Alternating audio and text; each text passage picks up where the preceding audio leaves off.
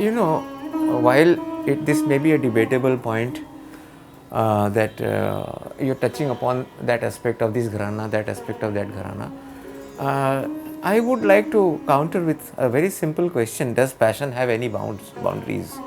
Passion is a great assimilator. It's only like resonance. A certain kind of music resonates with a person's personality, and that resonance helps the assimilation of that particular type of material.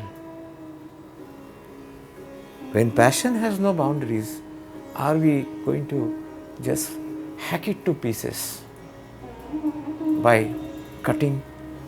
This is the boundary, man, don't move there, don't move that. It's a wonderful thing. What the gharana, I cannot say that I know what the word gharana means, but I definitely do understand that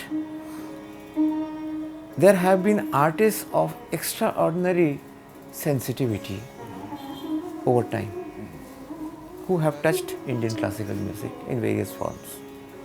Because of their extraordinary sensitivity, while our Indian classical music is a unbelievably passionate phenomena and so close to nature, how it has reacted with a certain individual's passion created a certain mode of delivery by that artist, whoever that person may be. The intensity and flow of nature through the person's sensitive assimilation of the requirements made that artist stand out in a unique way. To that level, to such an extent that his or her music became extraordinarily likable to many people, and because of olden days and poorer communication abilities to transmit, they became pockets.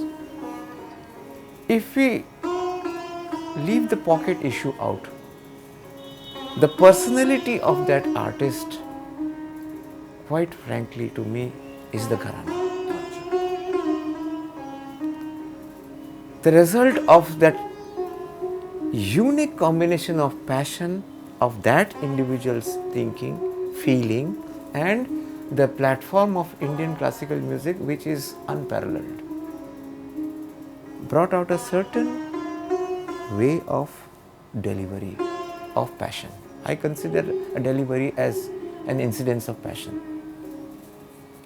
The same thing would have happened to another person, perhaps holding an instrument, perhaps a vocal artist placed in a different place at a different time. Maybe because of the time, the communication between two places were different, so they became pockets of a unique ways of performance. Today we see the results because communications and possibilities of reaching out to different places are far more. We are, as a single individual is able to get to see and touch the results of such incredible visions of passion. That's all I can say. These are gharanas. Sometimes, out of respect, people associate a place with a gharana. You might be seeing that, say, Etawah Gharana, Indore Gharana, Patiala Gharana. These are places in India where some unique artists took birth, stayed, did their practice, and made their passions available for others to enjoy and share.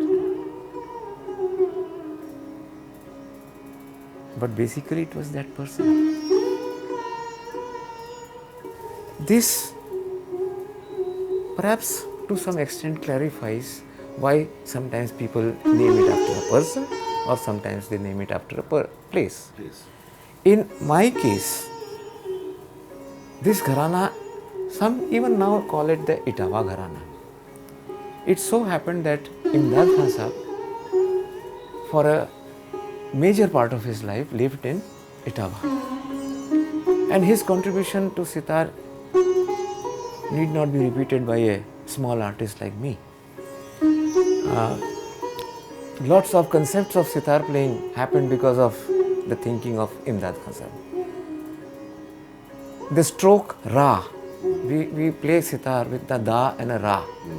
The stroke Ra did not exist in the concept of playing sitar. It was played like the bean, 2 fingers.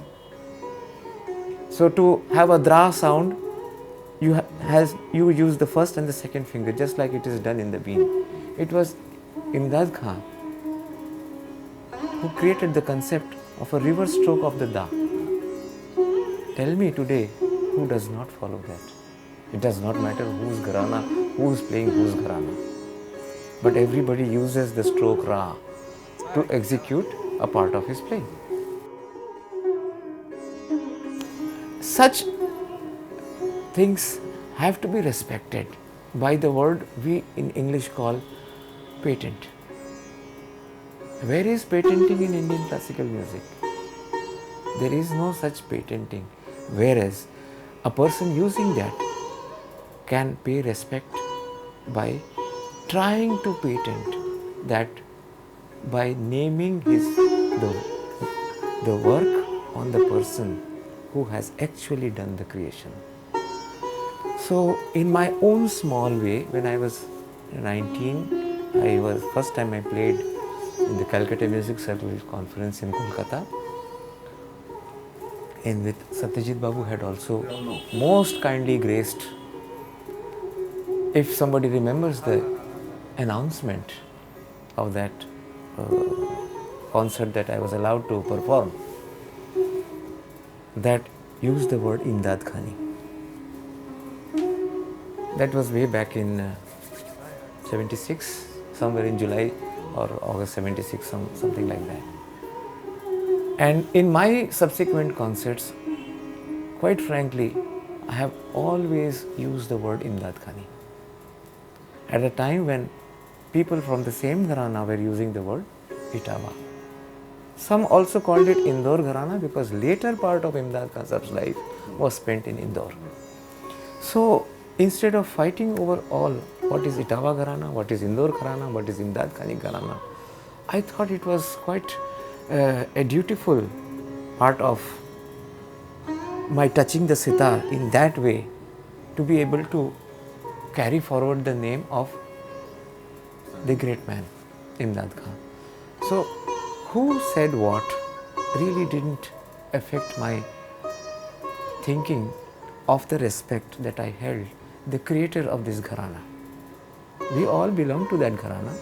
Give credit to the person without whose concept perhaps we might not have been able to play what we are playing. So, in a way, my usage of the word Imdad Khani has supported the word patenting of the Gharana. That's all I can say.